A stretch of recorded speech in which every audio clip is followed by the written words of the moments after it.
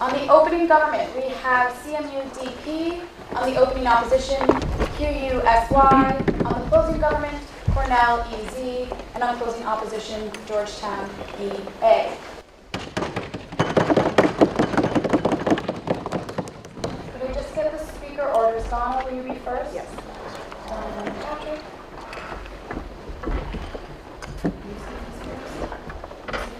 Yes. Jamar and Zafar. Aylin is first. Without further ado, I'd like to call the first speaker of the debate, Donna, to begin the debate for all of us. Thank you, Madam Speaker. Madam Speaker, on this side of the House, we regret the rise of nation-states in the Arab world. Before I go on to give you why we believe this, we have 7 arguments to tell you why we regret the rise of the nation-state. Right? Our first argument is going to talk about how this came about and how this is not really natural. The second argument is how this is going to lead, has led to more radicalization and more problems for the Arab world. Fourth of all, what this does to the minorities in the group. Fifth of all, we're going to talk about the conformity and how that's bad. And then my partner Patrick is going to tell you how this led to structural problems, and he's going to tell you why this is bad for the democracy, and he's going to tell you why this is bad for the future of the Arab world. Now, before I go on, I'd just like to define the motion of what we mean by nation state, right? So nation state is a state where people, well, all the people from one nationality are within that state, within the borders of that state. The people that are ruling are also within that nationality, and nobody that is from that nationality, it lives in another state. Like, obviously they can live, they're like immigrants, right? But like, we're saying, like, for example, like the Kurds, where they have them in Syria and in Iraq and other countries, they're not a nation state, right? Okay, so now that we've defined what a nation state is, let's move on to the first argument, which is why the way they came about was not good. So the idea of the nation state developed in Europe because there was like lots of competition, and it came out naturally to have this idea of like a nation state. We think when it came to the Arab world, it was imposed by the imperialists, it was imposed by by the colonialists, and we think this they moved away from tribalism, which traditionally was. What happened before we had nation states was that like you'd have sovereignty, several people would have sovereignty within the same area because you had sovereignty over your tribe or sovereignty over your clan, right? And we think that was better for like the Arab world. So what has this led to? No, I'll take you later, Aylin. Okay, so what has this led to? We say that this led to the radicalization, right? Because like we think that the nation state is bad because people would be convinced to do things that they would otherwise not do, right? So we say that if you get everybody to agree and say, yes, we are a nation, we need to do this to preserve our nation. We think that leaders have mobilized their people, and this has been bad for the people because they've mobilized their people in ways that like, no, thank you. They've mobilized their people in a way to say, like, this is good for our nation, this is good for us, and this collective action, it was not good, because otherwise people would have not done it if they were acting in smaller groups or they were acting in their self-interest, right? But having this interest of the nation, having this interest of a greater entity, this is something that was new, and we think this is something that has led to countries doing things that they wouldn't otherwise do. Now, the second problem that we have with the nation states is the exclusion from other groups and societies. So we know that most of our Arab countries have very diverse ethnicities. They have diverse religions, right? And we think this is bad, right? Because it's alienating the minorities, right? It's alienating them, and it's removing them from our society. They're becoming marginalized from the society because they're not part of like this nationality, or because they chose not to conform to this nationality. Yes, Arwa? Then you are aware that because there are no nation states, which is the case that you're calling for, you're going to have different sovereignties or different entities within one country trying to fight each other to get... Sit down, Arwa.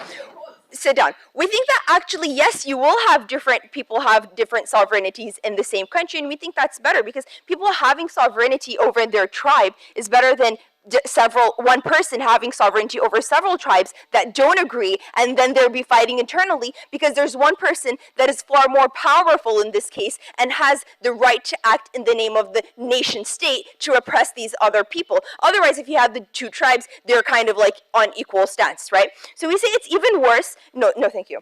We say it's even worse that for like from the minority, like if they're being oppressed by the majority. But we think it's even worse if the people that are ruling are from a minority group, and then they have the majority conforming to what they want, and we think that's really harmful for the people, and we think this is harmful for the country, right?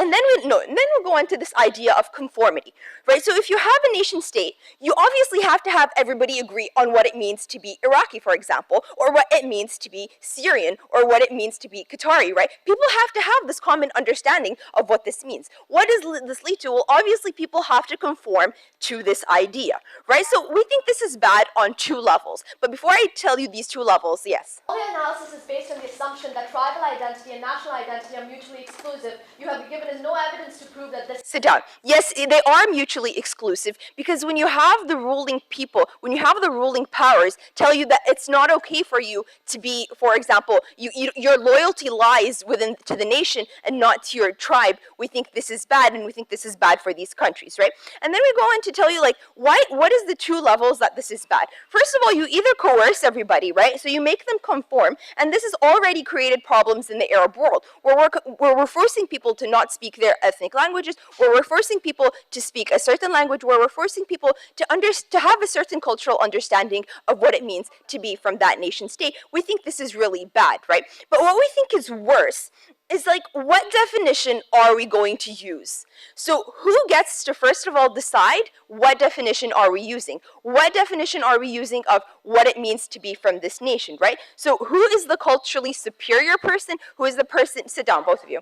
Okay, so basically, who is the culturally superior person who gets to define, like, what it means to be from this nationality? We think that's harmful, right? We think that this has been harmful to the Arab world because it's created more conflicts, right? We see it's created conflicts in Lebanon, we see it's created conflicts in Iraq with the Kurds, we see it's created conflicts all over the Middle East and the Arab world. No, thank you.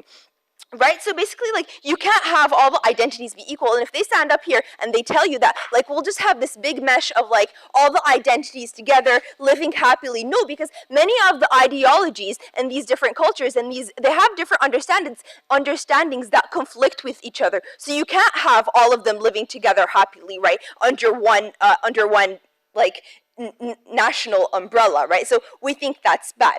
So, Madam Speaker, what have I told you, right? I've told you that, first of all, it didn't come out naturally, and it was imposed on the Arab world, and that's where the problem started. But second of all, leaders of these countries have used this exclusive nation state to go to war with countries, to do horrible things to minorities in these countries because we are protecting the national interest. Finally, I've told you how this is bad for excluding other groups in society, and how this is bad, especially for the minorities that we have in the Arab world and that we wanted to protect, and we still want to protect, and we think wrongful things have been done to them. So for all those reasons, Madam Speaker, I urge you to propose.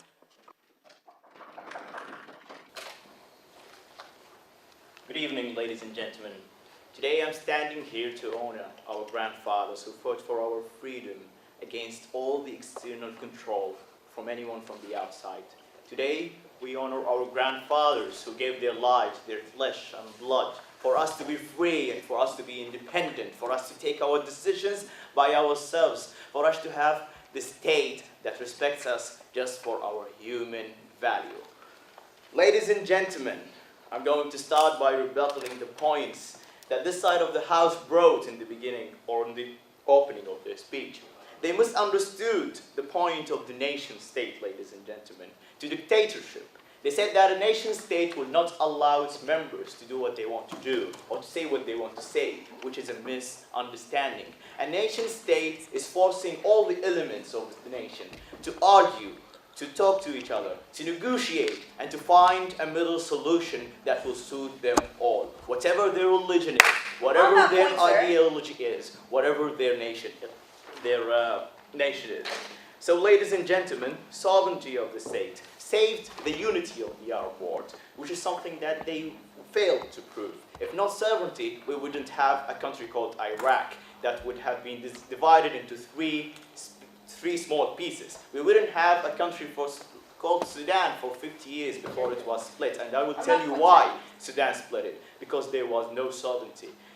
So, ladies and gentlemen, they didn't talk. What if there was no sovereignty? What if there was no nation state in the Arab world? And this is what I'm going to talk about.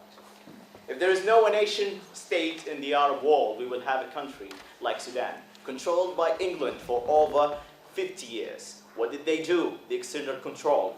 They told the Sudanese to split the north and the south And after independency, the North and the South found themselves aliens to each other, not capable of negotiating or finding a common ground. What happened after 50 years in 2010? The country split it into two. This is when we don't have a nation state, ladies and gentlemen. So I'm going to go to my arguments. My first argument is independency is the first step. The nation state is the first step. So, what is a nation state? Back in 1922, all Arab countries were controlled by England, France, and only Libya was controlled by Italy. What happened then? This external control told these countries to rule by the tribe, by the religion, by the Kurds, the Arabs, the Shia, and the Sunni. This is what they did before the creation of the nation state. But everything started in Egypt in 1922, and I'm going to follow that example, and you will see why. In 1922, the Egyptian people got their independence, and the first step was in 1952, when they were able to overthrow the king. This proves that the nation state is the gradual change that will lead the Arab world into the infinite best end. An end where democracy, freedoms is for all. So, and from all, Arab countries followed Egypt, and the British, the French left monarchies or military rules in these Arab world countries. The gradual change tells us that the Arab people, yes? Don't you see how this British and French monarchy ended up dividing the entire Arab world? This is exactly when you have a nation world, a nation country, where people can decide for themselves without the control or the effect of anyone from the outside. Only in that case you can prove, or you can you can get the full independence and the right decisions for the people. So, ladies and gentlemen, colonization of the Arab world and the outside control, that is the only alternative for no sovereignty. It is the only alternative for no nation country, no nation state. And what it did to the Arab world was horrible. In 1956, the president of Egypt nationalized Suez Canal. If not sovereignty and nation state, that would not happen. And that leads us to the point of saving the rights of the Arab people. The nation state was the only option to save those rights of the Arab people.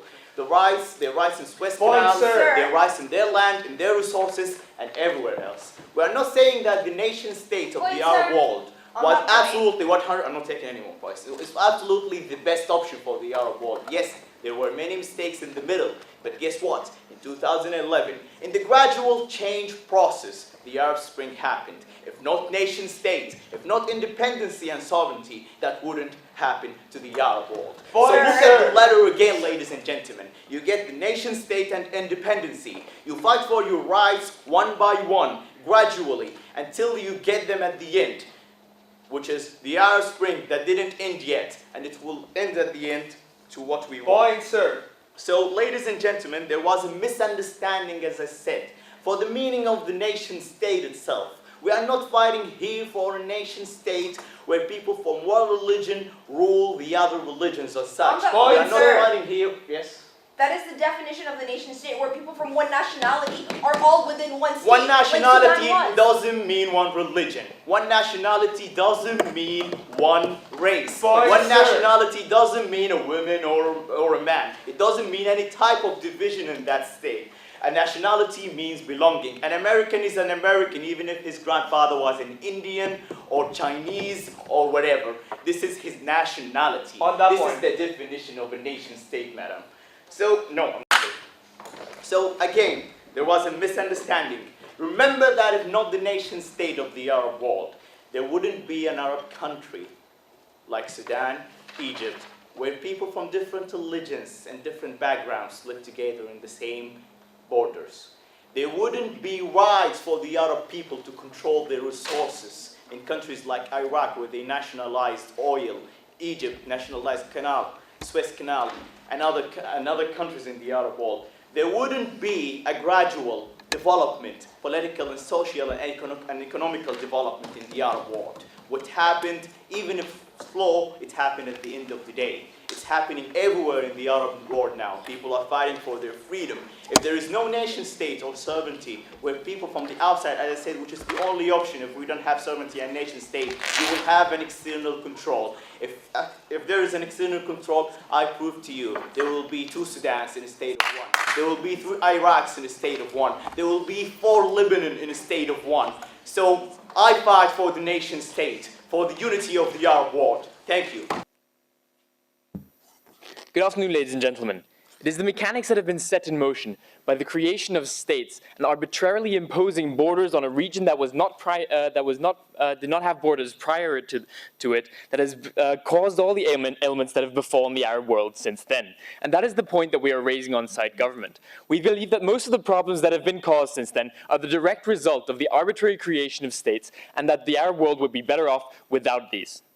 Without the nation state, there would be a natural equilibrium between tribes and ethnicities where the borders of sovereignty, territory, and identity would coincide. It is because when these states supersede the identities that the problems have been created. Before I make our case that is going to address these points, I'm going to rebut some of the arguments that came up inside opposition today. Now, they've claimed that tribal and national identities do not necessarily have to be mutually exclusive. However, there is a clear conflict of sovereignty. Either law is imposed by a tribe or by a state. It cannot be both. And where they do not coincide, we cause conflict. And I'm going to go closer into the mechanics of this later on in my speech. Now, the other point that was raised in the last speech was the point of the Arab Spring. If there were no nation states, then there could have been no Arab Spring. But ladies and gentlemen, if we did not have the nation states, we wouldn't have needed an Arab Spring, because that we would have tribes and we would not have the conflicts that are caused by imposing a state on multiple identities. No, thank you. Now, the last point that I'm going to address from side opposition is the fact that the last speaker said that individuals can live together peacefully within borders, and that is why the state is beneficial. But ladies and gentlemen, the borders are what have caused the problems. We think that individuals can live peacefully within an environment and society that coincides with their identities and their goals and their religion and other elements of their overall identity. We think it is when you create artificial borders and then have to fight between these entities for sovereignty that you have issues. So we don't think that states foster peace. In fact, we think that foster causes internal conflict. So my speech today is going to have 3 main points, which are all going to show you how the state is detrimental to has been detrimental to the Arab world, and why we think that the Arab world would be better off without them. I'm going to start by showing you how the creation of the state has caused internal conflict. I'm going to go on to show you how the creation of the state has caused oppression. And last of all, I'm going to show you how those two reinforce each other, creating a vicious cycle that in the end has caused many of the problems and ailments that the Arab world has been going through in the many years past. So as for internal conflict, why do we think that states cause internal conflict? We've already had this history lesson before, but when the states were imposed on the Arab world, the boundaries and borders were pretty much arbitrary, without regard to the people living inside them, without regard to ethnicity, without regard to tribes, or without regard to religion. So what we have is arbitrary countries with people inside them who do not share the same identity or the same goals. So no, thank you. So we think that this disconnect between the identity of the people on the lower level and the state on a higher level has caused numerous internal conflicts over the years between the various groups as they all struggle to achieve sovereignty within the state overall. And we see that this has been caused by a number of things that make up your identity. For example, mixed religions in the examples of Egypt or Syria, Lebanon, Bahrain. Or we have the same problem with mixed tribes in Libya, or mixed ethnicities such as the Kurds as a civil society within the states of Iraq and Syria. So, as we've seen, the state directly causes internal conflict and causes a power struggle between the different groups for sovereignty over the state. So the second point that I'm coming to, oppression. Why do we think that the states have caused oppression? Now, as we've already heard, the nation state is defined as a group of people with a shared identity. And if we go back, we see that this has worked in Europe based on the fact that where the state developed a long identity, where identity was often shared based on conflicts that were done together, and not the arbitrary boundaries imposed by another power. No, thank you. So, as we've seen, there's a disconnect between these two. And what is the problem with this disconnect? In order to remain functional and aligning the goals of the people with that of the state, you must have a shared identity in order to have an overall functional state.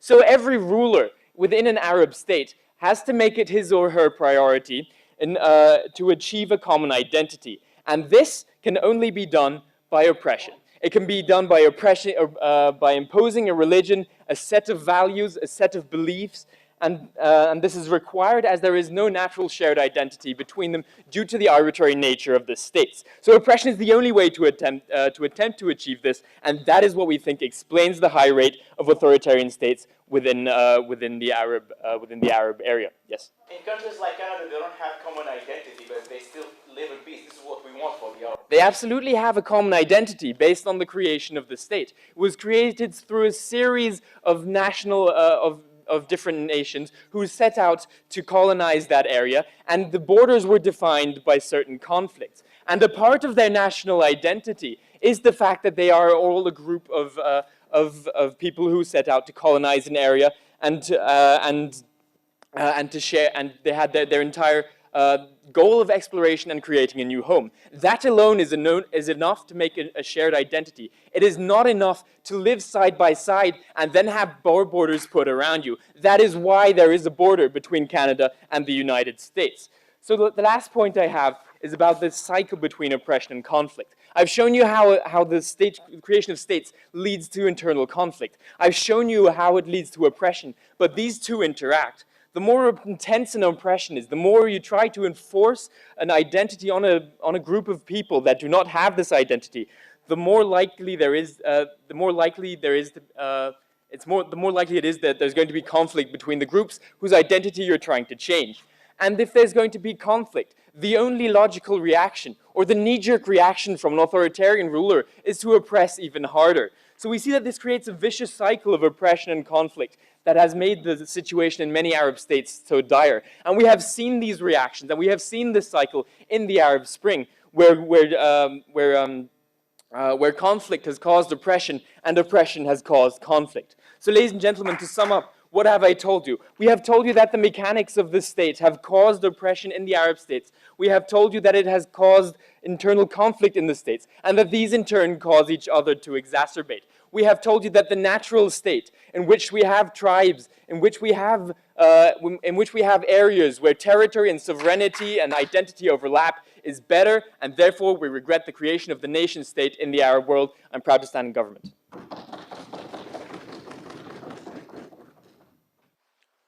Sorry for the delay. Madam Speaker, what we have been hearing from the side government is that they want the right for the smaller groups. They want the right for the people. They want the government, the country to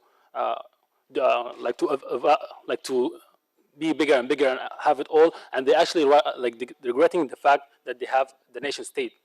But here's the thing: what they are calling of, what if we didn't have the nation state? They are saying that we should have the tribal system, and this actually is much better. But as we will show you that this is not the case.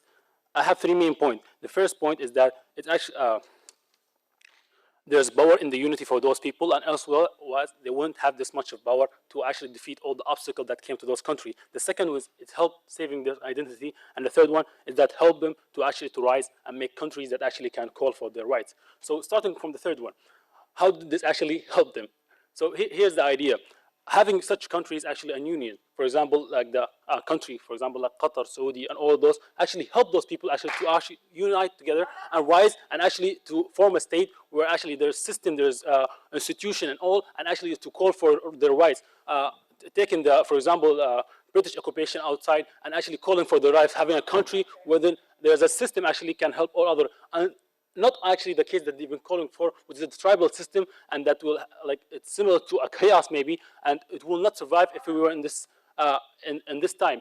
Not only this. So, and then assuming that within the tribal system, the small identity will be better, actually, and they're not going to be demolished, and they have their rights and everything. But again, this is not the case. They're actually going to be conquered by the biggest tribe, and they actually assume that all the Arab states actually were made of tribes, and that those identities, small identities, are defined. But Here's the case. For example, even Muslim, they have division in the middle of them. There's, for example, Sunni, Shia, and even within the Sunnah, there's Hanbali, and there's. So if you want to divide each and every single tribe by itself, you would never actually. You end up having each person by himself. Not only that, even like in the, for example, like Al-Thani tribe, they have even division within that family. So you cannot say that each people should actually be by themselves as a tribe, and they're actually going to rule. How are they going to make a country? How are they going to make a system? How are they going to actually survive in such world with such concepts like economics and all of those trade, and not now.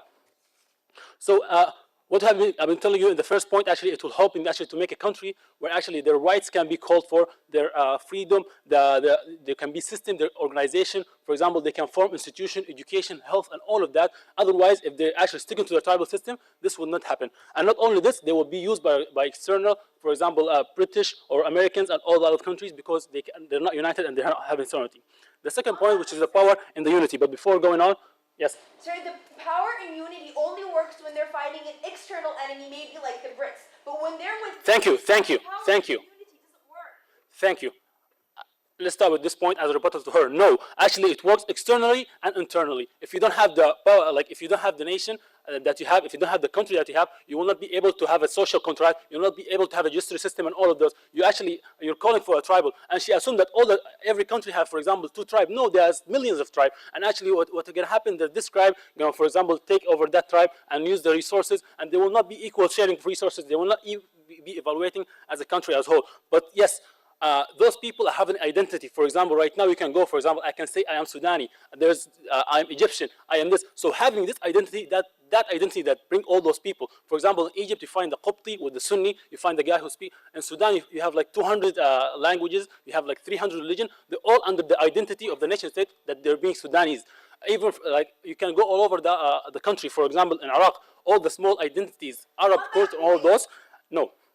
So having this nation actually helped them actually to have a unity in which they actually can evaluate. And otherwise, they didn't tell us what will happen in the tribal system. They assumed that tribal system, everything will be fine. All the problem will be solved. I don't know how they're going to actually run a country. I don't know how they could survive. I don't know how they would actually go out of the British occupation. They actually could actually, and for example, survive the wars or the occupation of others. Why did sovereignty came? To protect those people. As I'll mention in the next point, why the sovereignty came actually to protect their people, their identity, their rights to actually to perform the religion and all the other aspects. Before I move on, yes? How do you think sovereignty protected the Egyptian people that eventually led to fight against the nation state? What are you talking about is a dictator that can happen everywhere.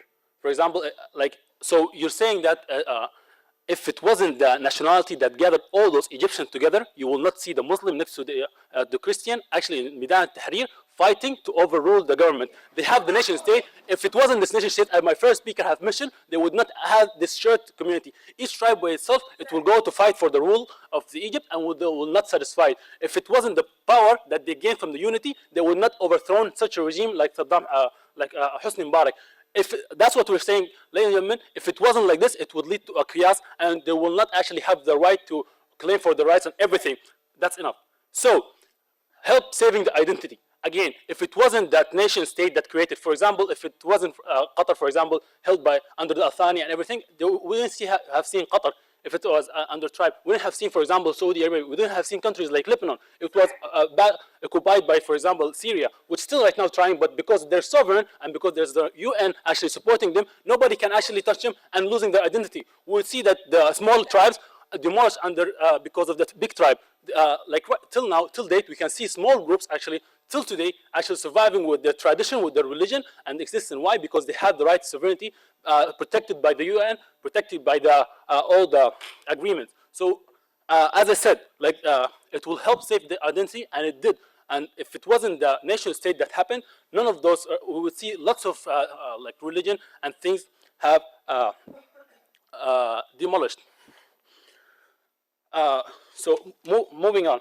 So what I have been telling you, the first one is actually it will help. Like this was a gradual change, actually helping them. Yes, it wasn't perfect, and it wouldn't go as perfect as it sounds, and there's some conflict. But again, if you have, for example, a country like Egypt where you have like conflict within it, it's better than dealing with 100 tribes. For example, in Sudan, there's tribes, Ja'ali, Shagi, you can't even count those tribes. And within those tribes, there's division. So what are you supposing? You're supposing to have it like in the tribal system, and everybody is fighting for himself. If you're a stronger tribe, you'll get everything. They've been calling for the jungle rule. They're neglecting the social contract. They've been neglecting everything, that democracy and all of those. Yes, you don't have to be the same color, the same religion, the same shoe size to be in the same country or to see. But here's the thing. It exists within diversity. For example, France, they're not all the same, but again, they be able to perform. And right now, if you went to France and you speak another language, they'll say no, because they have the nation, they have the identity that they're all French. The same thing can happen here in the Arab world. So that's what I've been saying. It will help actually to make them, if it wasn't, they wouldn't have the system, they wouldn't have the country, they don't have the right. If it's a power and unity, otherwise they'll be demolished by others. And the last thing, it helped saving their identity. And if it wasn't like that, we wouldn't have seen those Arab people actually rising. And that's it. Thanks you.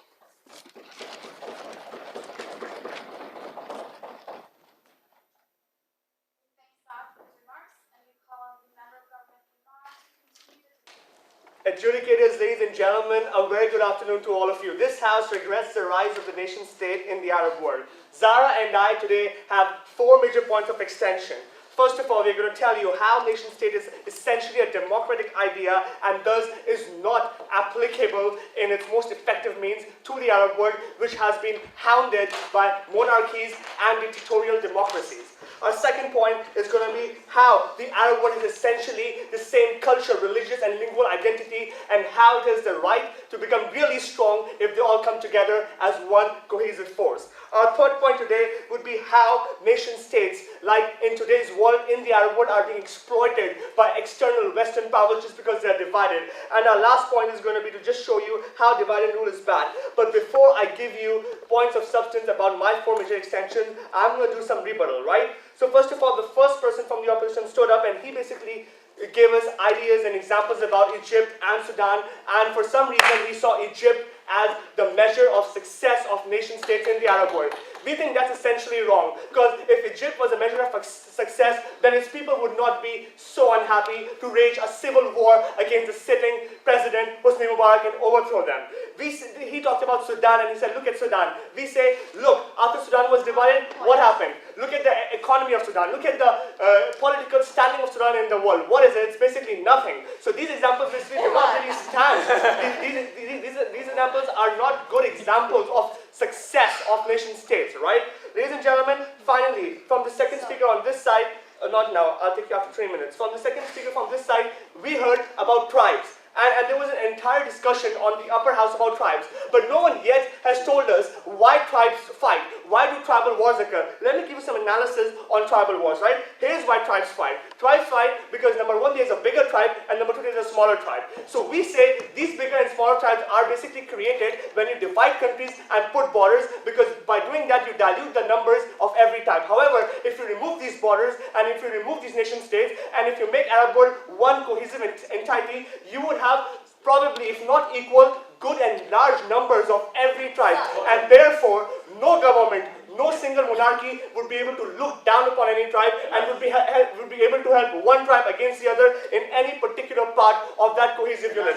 Not now. Ladies and gentlemen, I will give you an example about this in my substantive point, but let me just go on to my first idea, which is how nation state is basically a democratic idea and something that cannot be applied to a monarchy. Ladies and gentlemen, most of the countries in the Arab world, if you look, are basically monarchies. Even countries like Egypt, Libya, who are so-called democracies, we have seen huge and widespread dictatorial rule in these countries over the last few years. So essentially, they are not true democracies.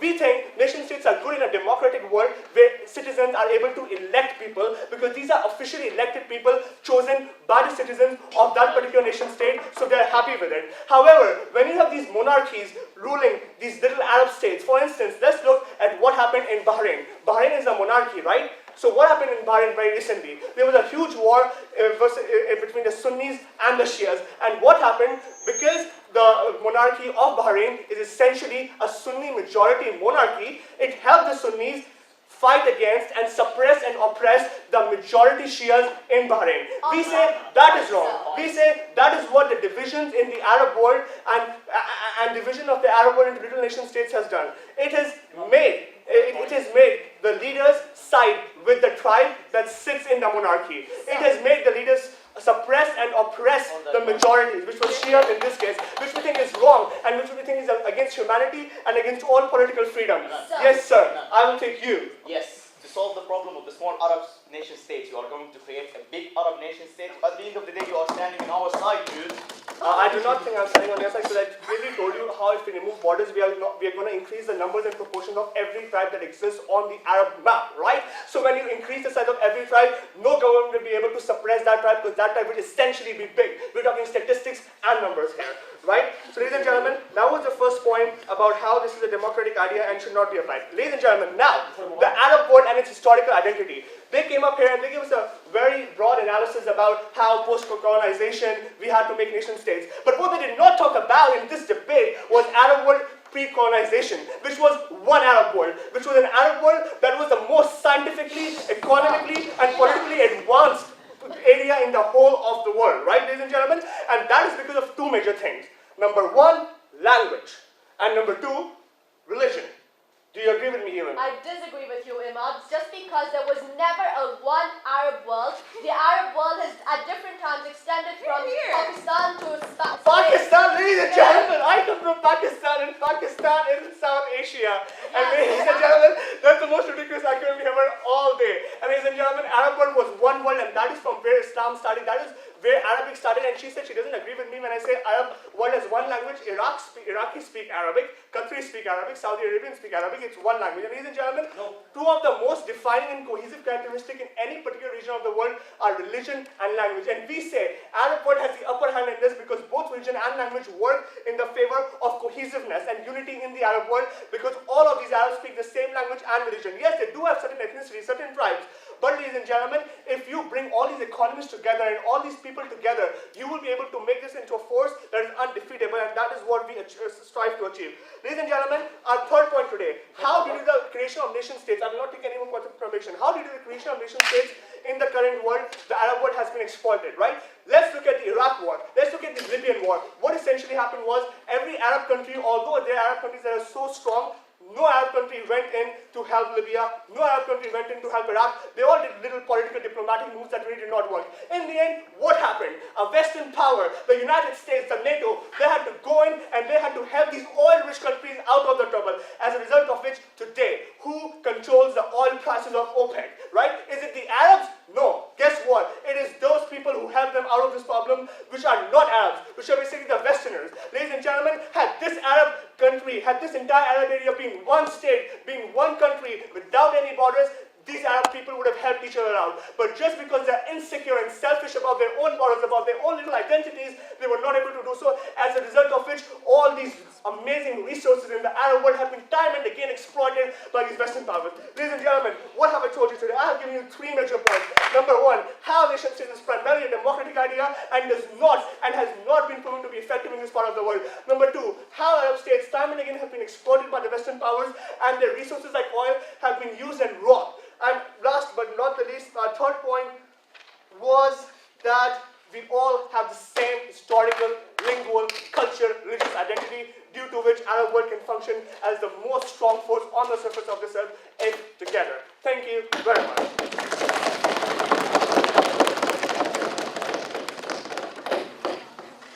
I'd like to thank Imam for his remarks and call for the member of the opposition, Aylin, to continue the debate for the first side of the House.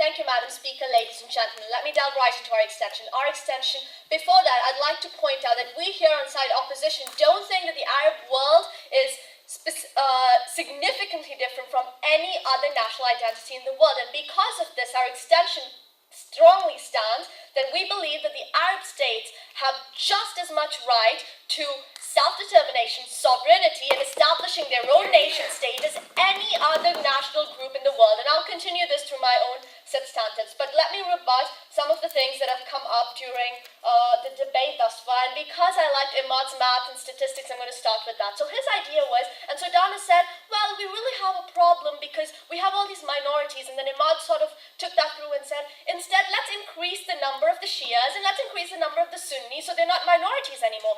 Imad, let me point out to you, minority is a relative concept. So if you increase the number of the Shias and you increase the number of the Sunnis and the Shias are still a minority, too bad, you still have the problem. But that's not, sit down. And then he spoke about this idea of, well, this will never work because it's a democratic idea, and, well, the opening never said the idea of nationalism in the Arab world has to be democratic, and so this is a new idea he's brought up, but I'll tackle that in my substantives. And then he came up about this idea of, well, we've always had this one cohesive Arab state, why don't we go back to that? Perhaps they don't teach them history in Cornell, but let me tell you, the idea of the Arab state has constantly evolved, being part of the Iranian Empire, being part of the Persian Empire, Sassanids, and it's extended to the Ottoman Empire, and it's extended to different parts of the world, speaking different languages, professing different religious beliefs at different times. So this completely breaks down whatever he was trying to say. Now moving on to what Dana and Patrick was saying. So Dana had a problem with these exclusion of minorities, and there'll be homogenization. Everyone has to speak the same language. So let's not have a nation state. Let's have little tribal states that, I don't know, maybe she still wanted the Brits here, and instead they'll all speak English, which is still a homogenization of language, so I don't know what she was saying. Sit down. And then Patrick's problem is, well, the whole idea is, this doesn't work because the borders are really random. The Arabs didn't want it. The Brits just took up the map and drew up a random border, and it doesn't work because of the random border. Well, ladies and gentlemen, the border has been contested time and again, and because they're nation states, Arab states have negotiated with each other.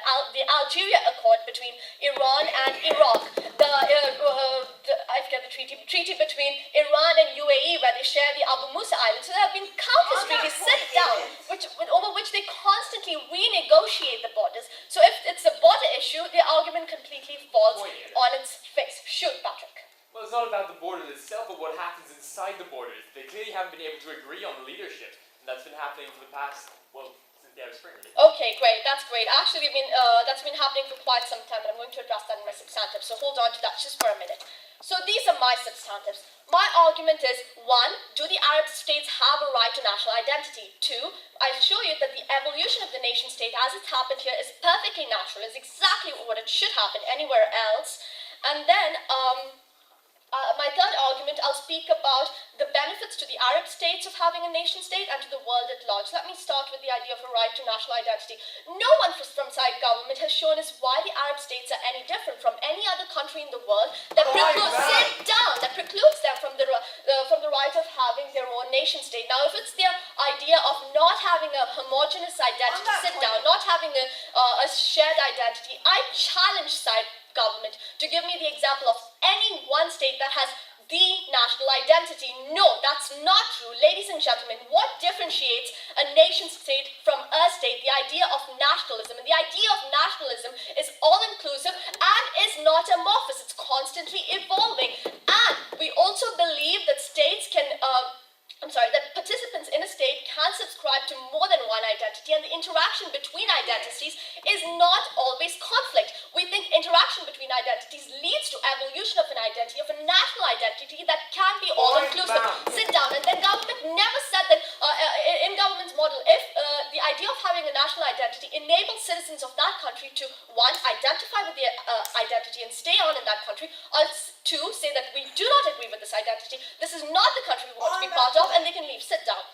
And so we think that they haven't shown us what's different about the Arab states. On the contrary, I've shown you that every state in the world, Arab state is like every other state in the world, that the idea of that it's and hence there exists no state with one common identity, and the challenge stands. Give me an example. And the idea I'd like to point out that these Arabs fought together to expel whatever colonial rule they had. They obviously felt the tug of an overarching national identity, and this identity being undermined by this colonial presence. So the idea that they fought together in and of itself shows the triumph of a national identity over petty tribal, sectarian identities that they were talking about, and the ability of the Arabs to overcome these divisions. My second argument, the idea of the evolution of a nation state. So we hear this argument all through the bench. What's happening in the Middle East is not really organic, it's not really natural. I disagree. Ladies and gentlemen, let's look at the examples of set-down successful nation states throughout the world. Let's look at the French Revolution or the American Revolution. Or if they want to speak about countries that had colonial rule, let's look at South Asia, my favorite part of the world, or Latin America, any part of the world. When you have colonial rule, sit down, Imad, I'm not taking you. When you have colonial rule and the rulers leave, it's natural for countries to establish a system of governance that accurately portrays the sort of country they want. And we believe that friction and consequent conflict is a natural phenomenon. Is it ideal? No, but we think that this is the way that countries finally adopt a national identity that truly represents what they stand for, that truly represents every individual in the country. And so if they need an Arab Spring for that, if they need to overthrow presidents in Egypt and have re-elections within a few months, then so be it. We are proud that the Arab world is standing up, is adopting these measures, that they are able to truly represent the sort of government structure they want, and they are not in any way hampered by foreign intervention in pursuing this ideal nation state they want. The third thing, I think that this is good for the good of the Arab states at large and for the world at large. Let me speak about the Arab states. By having a national identity, the Arab states are still able to participate in the international system as opposed to the international system coming in and participating in the Arab world, as closing government has spoken of. We think it's important because if you're a legitimate nation state and you have minorities who feel suppressed by the government, they can go to international court of justice because now they're a true nation state and lodge a complaint against the nation state. If you're little tribal units, you cannot do this. We also think that it is easier for the international community to deal with the nation as a whole rather than individual tribal states. So ladies and gentlemen, I've shown you that the Arab states is in no way different from any other entity in the world. Well, government has failed to prove us wrong. I've shown you that the Arab states have just as much right to their own national identity. I've shown you that the idea of national identity is constantly evolving and that it's for the benefit of the Arabs and the world at large. For these reasons, I'm very proud to oppose. Ladies and gentlemen, Madam Speaker, there are three major points of clash in this debate, and I'm just going to lay them out here for you right now. What does a nation state mean in the Arab world? Whether this is good for the Arab world, and whether or not, if implemented, this would be effective in achieving a national identity. Now, before I start on talking about what each of these points and where this debate has fallen, I'm going to just start off by rebutting a few of Aylin's points. Now, she spent almost 6 minutes explaining about this national identity, and she is really thinking that identity is the major reason why we need nation states. Well, the identity of the Arabs is that they're Arabs, and they all agree that they are Arabs. And I think everyone in this house believes that their identity is that they're Arabs. But then again, what's the greater question here is whether or not the people sitting in these governments or these nations are representing this identity. Are the 70% of Shias being represented in a 30% monarchy? Is their identity being preserved in this nation? Can we say that it's being preserved? How are they able to fight for their identity in this nation? We say that that is not possible because it's a monarchy, because there are rules that are allowing them to create an identity, a false identity, and allow it to umbrella everyone in that nation because they have just arbitrarily drawn lines on whether or not where you stand is your identity. And we say that this is inherently wrong on the side of government. And then they came up here and said self-determination and self-actualization is the way to go. On side government, we agree. We say that you should be self-determined. You should have self-actualization. But then it does not work in the Arab world. And Imad has already explained why it does not work. And I'll just reiterate, it does not work because we are not democracies. We are not functional democracies. And the reason we are not democracies is the reason we cannot apply a Western ideal into the Eastern world. We cannot apply this because it will not work. It did not work in Libya. It did not work in Egypt. It did not work in Sudan. And it will not work in Syria. So we see that all of these great economies that could have flourished under the umbrella of an Arab nation as a whole are now falling prey to exploitation by nations outside of the Arab world. Imad has explained to you why divide and conquer does not work in the side, and it has never worked into leading to a global development of this league. We say that the impact and exploitation of division is the greatest measure of fault here. Why is it the greatest measure of fault? Because when you ensure a sovereign state, you reject the ability of other nations to intervene, nations that might have your best interests at hand.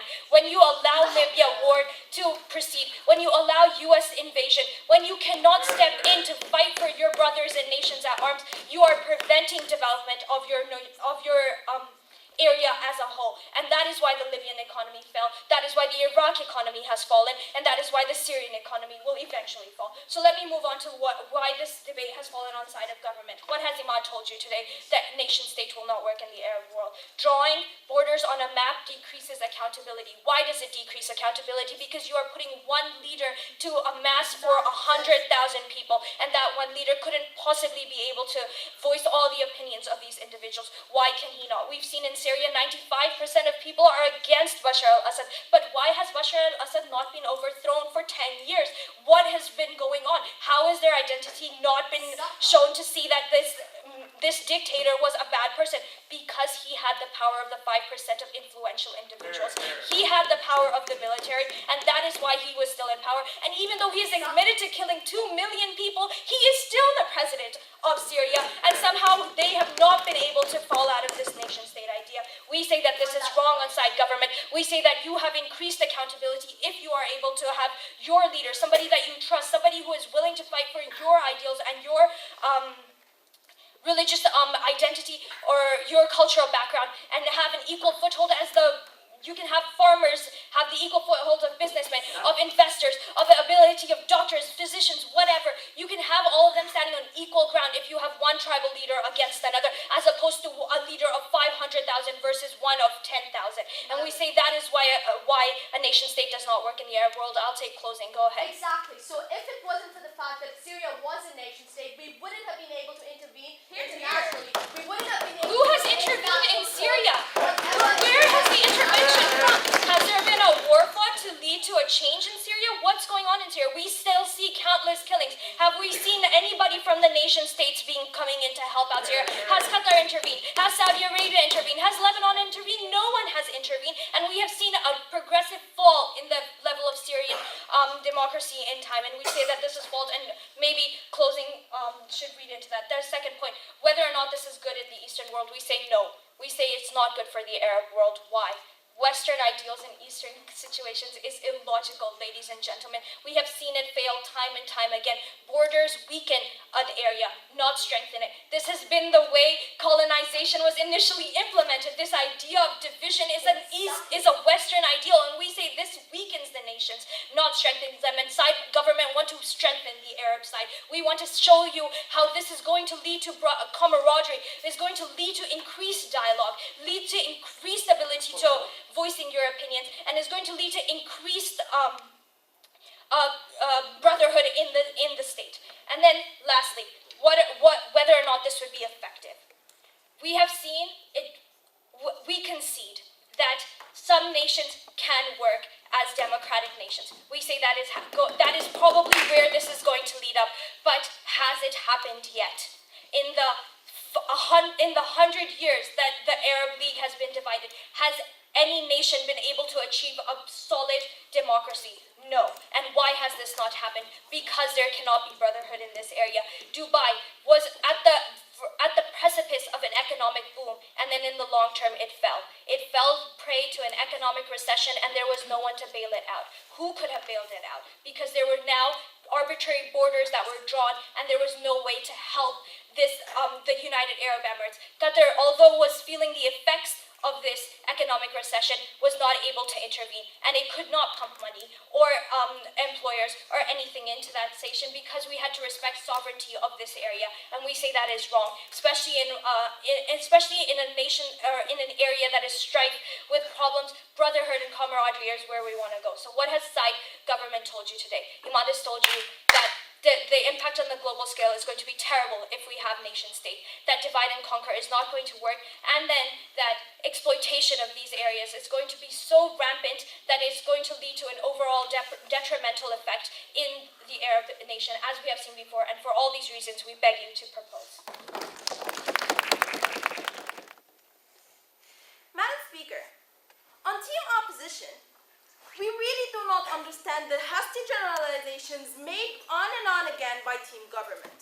The Arab world as a whole is not one identity, it's not one person, they're not one religion, Madam Speaker. And that's exactly why we need nation states. Because we believe in the people's want and need to have, and their right to actually have their own identity as a nation. We think that they deserve the international recognition that will enable them and bring the checks and balances that Aylin has told you about. But Madam Speaker, let me tell you how this debate has come forward. It came to two main areas of clash. The first one is that does the Arab world have the right to form nation states to protect its citizens, and what are the characteristics of this nation state? Then the second main areas of clash are what are the outcomes of the creation of a nation state or nation states in the Arab world. Starting with the first point of the whole notion of nation state. They said that nation states that came about in the Arab world are not natural. And the differentiation that they have made between the European nation states and between the Arab nation states, and that they had conflict there while we did not have conflict within the Arab world. Well, we think that that is not true. We think that the whole creation, that's exactly what Aylin has told you about, the whole creation of nation states within the Arab world came with them fighting imperial powers. And that what brought them together and made them realize themselves as one nation before they even came to the whole realization of having a state, Madam Speaker. And we think that that is exactly what made them important. More important, them fighting together into fighting these nation states is exactly what made them sustain their relationship within the future, and that's exactly what we're talking about. Then they talked about there's no possible way about us having one nation identity, and you will most probably have to give up something or coerce your citizens to have one identity. We think that that is not true. We put the Kuwaiti example forward, where they have tribes and they have loyalty to the government, Madam Speaker. We think that they're not mutually exclusive. We talk about the Berber and the Arab divide that was happening because of imperialism under the French colonialism. What happened afterward is that they came together to fight for their own independence, and they came afterwards, after independence, to issue schools within Berber language. Well, they realized that their language, their religion does not matter, Madam Speaker, that at the end of the day, they're Algerian, they're Moroccan, and they're Libyan. And there is another factor to their nation state than just them being Arab or just them being Muslims, Madam Speaker. But then they talked about that the Arab world, but then Aylin told you about the whole notion about the Arab world's right to have an identity.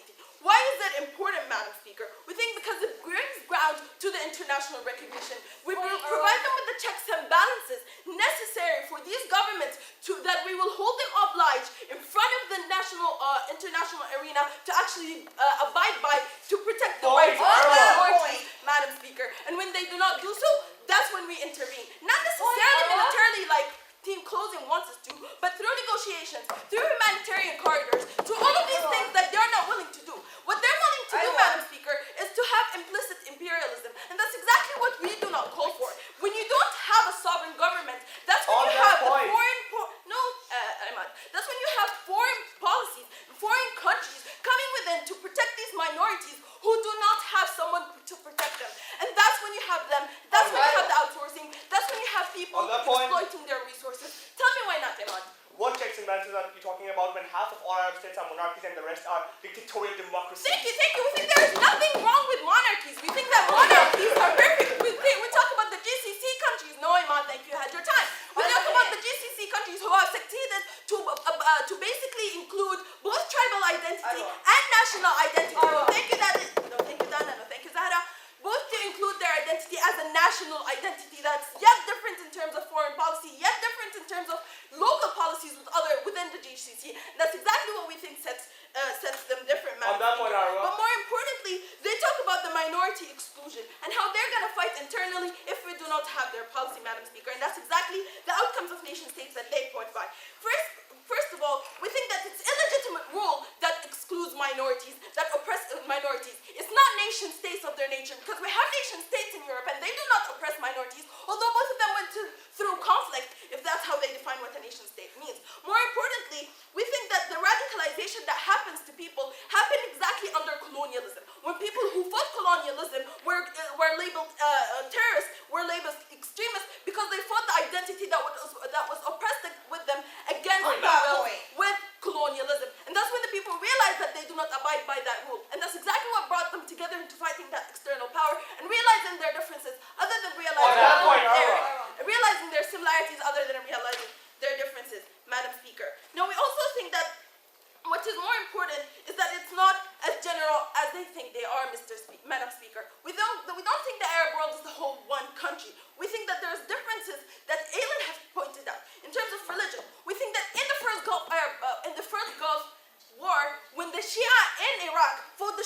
Iran, regardless to the fact that they're both from the same religion and, matter of fact, of the same sect. We think they realize that whole Point, notion Arwa.